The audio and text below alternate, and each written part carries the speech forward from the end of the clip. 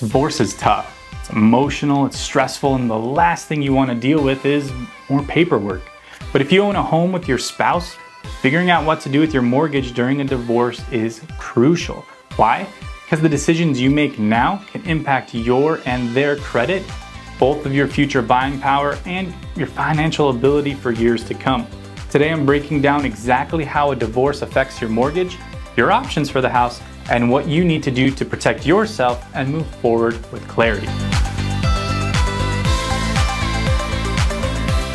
Hey, if we haven't met yet, I'm Asher Benjamin. I'm a loan officer, former teacher, and I've helped many people navigate big life transitions, including divorce, without making costly mistakes. This isn't about sales, it's about helping you understand your options so you can make smart choices during a very challenging season. Let's start with the big question. What happens to the house during a divorce?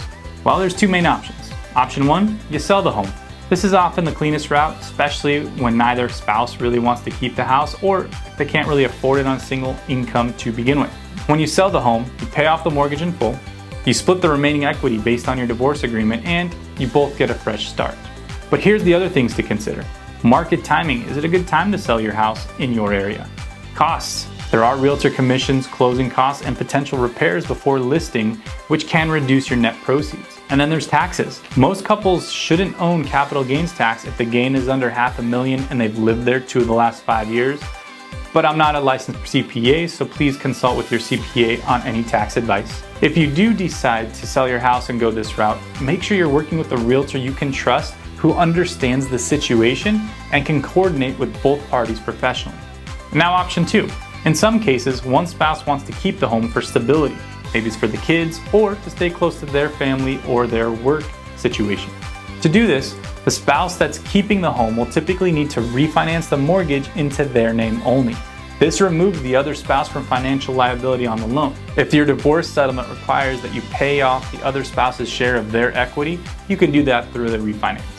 For example, if your home is worth $400,000 and the mortgage balance is $200,000, that leaves you about $200,000 in equity. If you're splitting that equity 50-50, the spouse that's keeping the home may need to pay $100,000 to the other spouse. And this can be done by refinancing for $300,000, paying the $200,000 loan that you owe, and giving the spouse their share of that $100,000.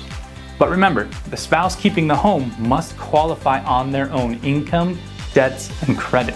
If your income is too tight to qualify, it may not be realistic, even if you emotionally want to keep the home. Now, one of the biggest misconceptions I see during divorce is about removing the name from the mortgage. Here's the truth. A quitclaim deed removes the spouse's name from the property title, but it does not remove them from the mortgage. That means if you and your ex are both on the mortgage, you're both still legally responsible for the payments, even if one of you moved out and signed over the title to the other one. Missed payments can damage both of your credit scores. Late payments will show up on both of your credit reports. To remove a spouse's liability fully, you must refinance the mortgage into one spouse's name. It's important to handle this quickly after the divorce is finalized to protect your credit and your future buying power.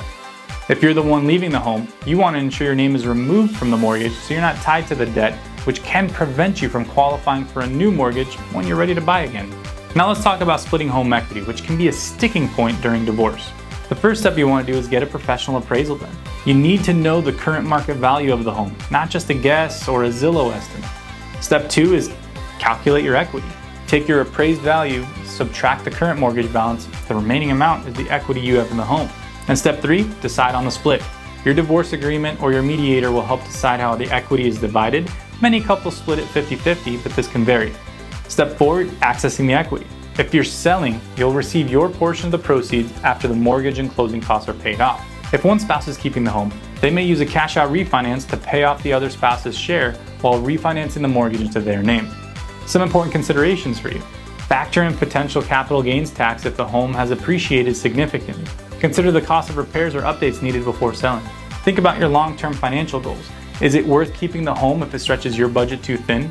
Remember, while the house may feel like a symbol of stability, it can become a financial burden if it doesn't align with your new budget and lifestyle moving forward. Now, once the dust settles, many people want to know, can they buy a new home or keep the current one on their own? Well, here's what lenders look for.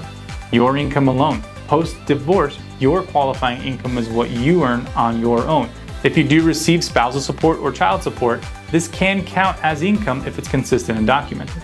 They are also looking at your debt to income ratio. Lenders will calculate your DTI, your debt to income ratio, based on the new debts and the income of you alone. If you took on new debts during the divorce settlement, those will play a factor. Another one is your credit score. Missed payments during the divorce can damage your score, so it's crucial to stay on top of joint debts until everything is resolved. Your savings and stability. Lenders like to see that you have reserves in the bank and a stable job history, which can help you offset the other risk factors. If you want to buy again, it's smart to review your credit report, clean up any issues, pay down debts to improve your debt to income or your DTI, build up savings for a down payment and closing costs. And if you're keeping your current home, we can run the numbers to see if refinancing is possible based on your new income and debt structure.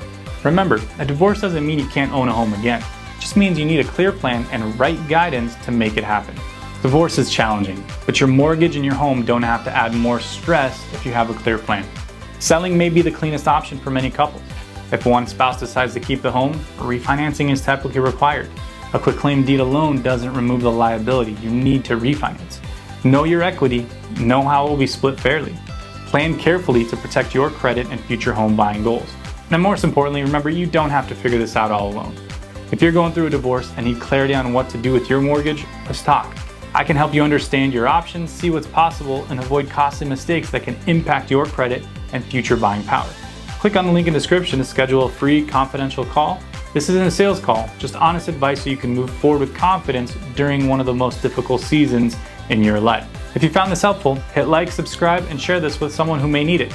I'm Asher Benjamin, I'm your mortgage guide, and I'm here to help you take your next steps with clarity.